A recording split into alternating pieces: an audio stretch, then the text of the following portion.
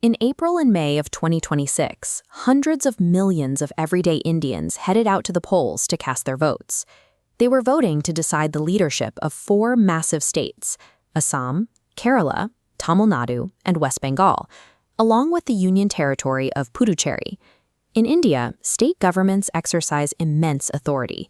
These administrations control massive regional budgets, shape economic policy, and command their own law enforcement agencies. The final results fractured long-standing strongholds. A right-wing surge captured the east, a leftist powerhouse collapsed in the south, and a new party led by a movie superstar suddenly claimed a seat at the head of the table. These races represent more than local management. They function as a high-stakes stress test for the entire nation's political power balance. The cycle began on April 9th in two key regions, the northeastern state of Assam and the southern territory of Puducherry. In these early contests, the established political machines successfully deflected attempts to disrupt the status quo. In Assam, the BJP-led National Democratic Alliance, the coalition currently ruling the central government, successfully retained its grip on power. Puducherry delivered a mirrored result. The AINRC-led coalition maintained its control of the assembly, ensuring continuity for the local administration.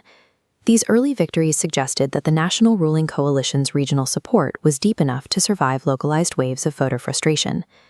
Turning toward Kerala, the political landscape shifted into a different gear. For decades, this state has functioned like a pendulum, swinging back and forth between the communist-led left and the Congress-led coalition. That era is now over. After two successive terms, the left was systematically decimated, ending the decade-long dominance of Chief Minister Pinarayi Vijayan. The Congress-led UDF orchestrated a sweeping return to power, securing over 100 of the 140 available seats. Even in this sweep, there was a historical anomaly.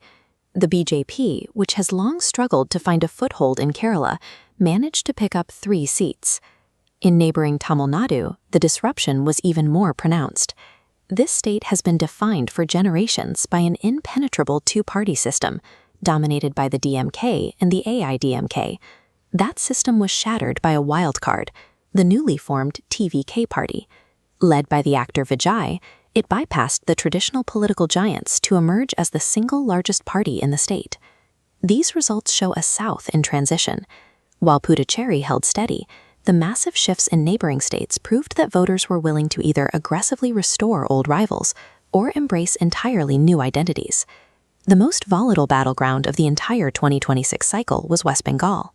Voters here were driven by high-tension national issues, like the Citizenship Amendment Act, anxieties over border security, explosive corruption scandals, and outrage over women's safety. Defending the state was Mamata Banerjee and her Trinamool Congress, a party that had dominated West Bengal for 15 years. The challenger was Narendra Modi's TJP, which campaigned relentlessly to break into the eastern frontier. The outcome was a historic shock. For the first time, the BJP defeated the TMC to take control of West Bengal. This victory dismantled decades of political precedent, establishing the BJP as the primary power in a state once considered an impenetrable stronghold. To understand the impact, look at how the national map was redrawn between April and May of 2026. The BJP successfully expanded its national footprint, holding its ground in the northeast while finally conquering the east.